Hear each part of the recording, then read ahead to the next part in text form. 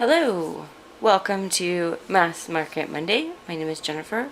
Welcome to my channel, Seawool Herbs and Tarot. Today we have the White Numan Sacred Animal Tarot.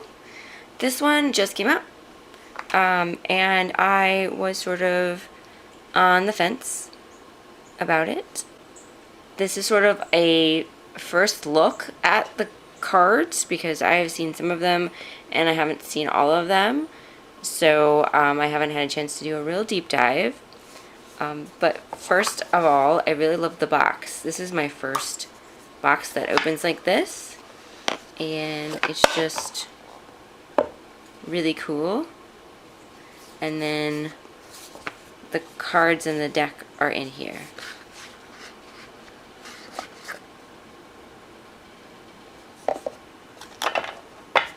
You get a little guidebook.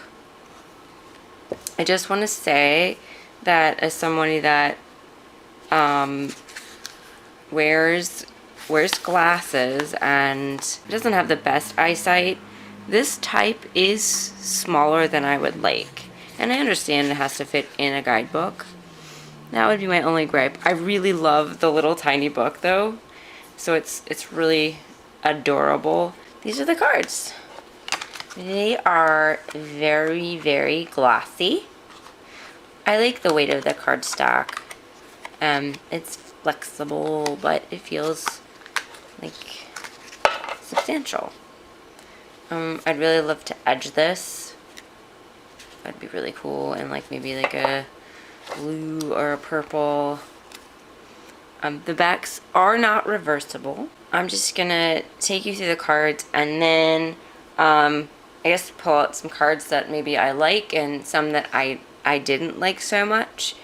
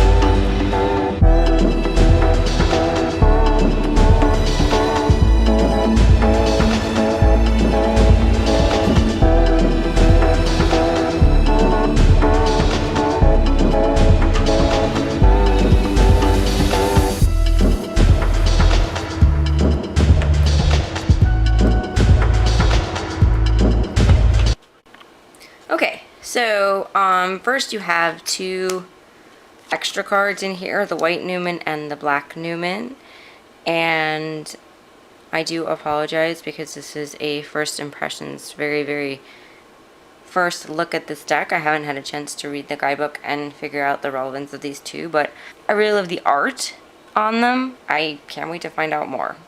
One thing I really like overall in the deck is that they really bring in the elements attached to each suit into the cards. Like Earth is part of the Pentacle suit, and everything is like green, and there's plants everywhere and everything else, and I really love that. The cups are water, so everything is, there's water everywhere. It's blue. You can really feel that like wateriness, which is really, really cool. And then of course for wands it's fire, and you've got like this desert motif, and you've got reds and oranges and things, and I think that's really, really cool for fire, you know. And then of course the swords are air, so they are birds that represent the air, and there are clouds and it's kind of like this overall kind of a bluey beigey color, kind of washed out. Like it's like these cards for swords kind of use all the colors of the deck, but overall they sort of make you think about the sky, and so I think that's real cool. I just love the Eight of Swords here with the chicken, I just gotta say. This deck follows the Rider-Waite-Smith, so it's a Rider-Waite-Smith clone. Okay, I'm gonna start with sort of the cards that I didn't like, and there's a lot less of them.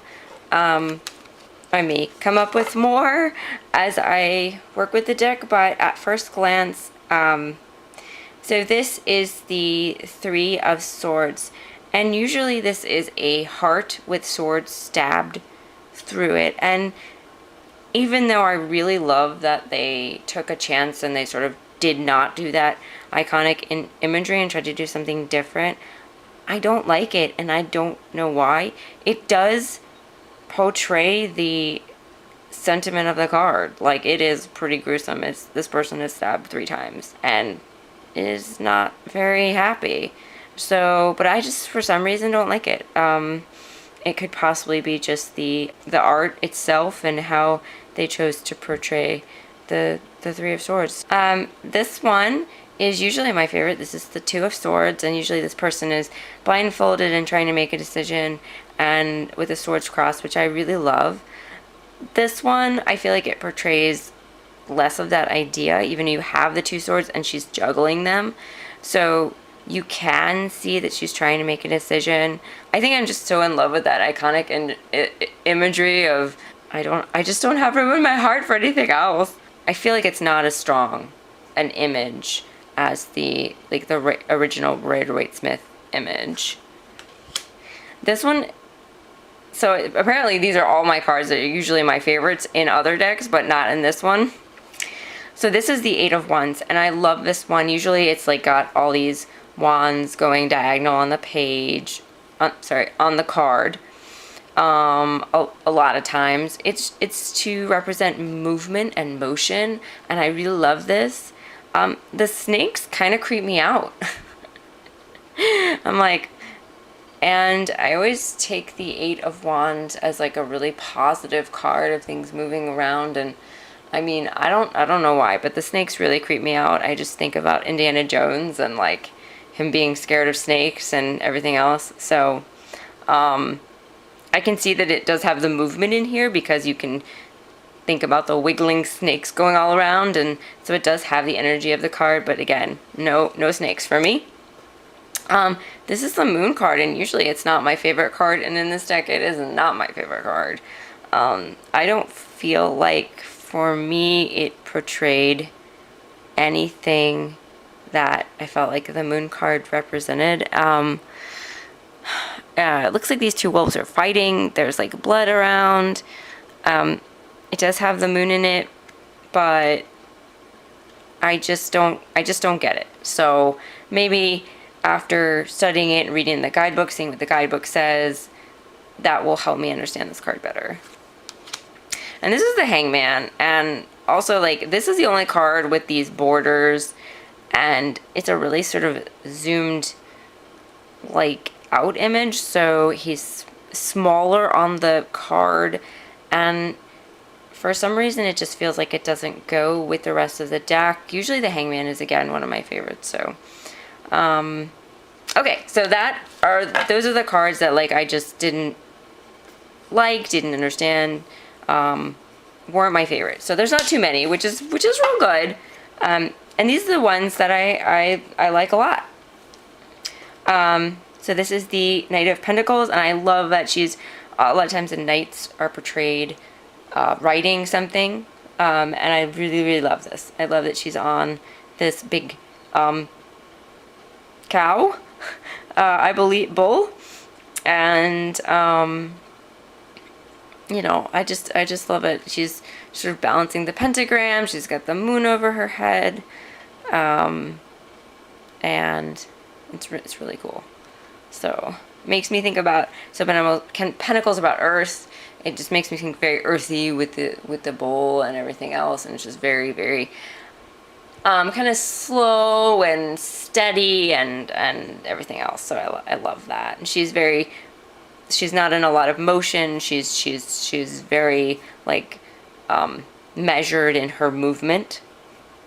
So, which is cool. I really like this one. This is the Two of Pentacles, and then the Ace of Pentacles. All the pentacles are sort of like this, with the image, and then you have hands up. So I generally just left. So I left this in here as a representation of all the aces, which I do really like. This is the Nine of Swords.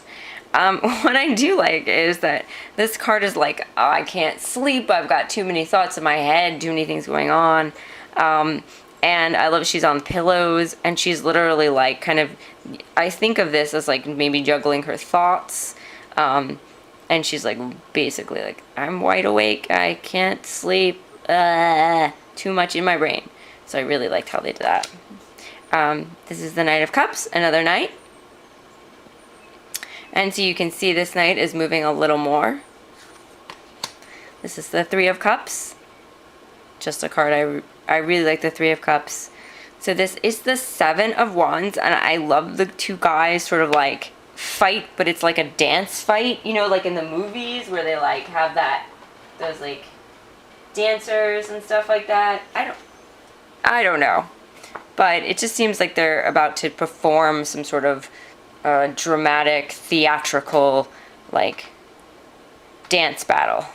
And this card represents sort of taking a stance on something, so sort of a battle of wills. And I think they've captured that. This is the Five of Wands, which is really interesting because usually this is about sort of like a conflict. And usually it's showing like a bunch of people fighting. This one you can see, sometimes it's also about coming together, mending. So it's about fighting, but then also it's about resolution. And I feel like they really capture that. You can see like the tense moments, all of them are surrounding this one person, but yet it looks like there's a willingness to sort of, I don't know, work it out.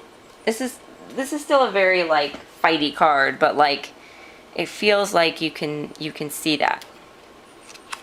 They're not running away. They're together. They're like, all right, we're gonna try to work this out. This is the Sun. Now, if everyone's familiar with the tarot, you know that usually the Sun is a tiny baby and a little bit creepy to a lot creepy. So I love this one. She's running in the desert. She's juggling the sun. I think that's fantastic. And this is the Hermit. I think he's so cute. He's a moose. He's got a little lantern and a bird. And he's going out into the night out of his little cave. And I love that. Strength is always one of my favorite cards. And I think they did a really good job. This is the Chariot, always fun. In this one, it's some sort of water beast. And that's real cool. And then, of course, this is the Fool, and one of my favorite cards from the box art. And I just love her. I love what she's wearing. She's got, it looks like sunflowers, and she's got little, like, I feel like these are like the little ideas, little things, and she's excited about going on her journey. So, yeah. Alright, guys. So thank you for joining me for this extremely first look at the White Numan. And I'm sorry I haven't had a chance to really look at the guidebook and peruse it and everything else, but I hope you get an idea of what the cards entail and everything else. And I think it's like I said, I was on the fence about this deck from what I had seen previously, but I really do like it. And I hope that this gives you an idea about the cards and whether you might consider this deck for yourself. So links will be in the descriptions, and thank you very much for joining me on Mass Market Monday. Bye!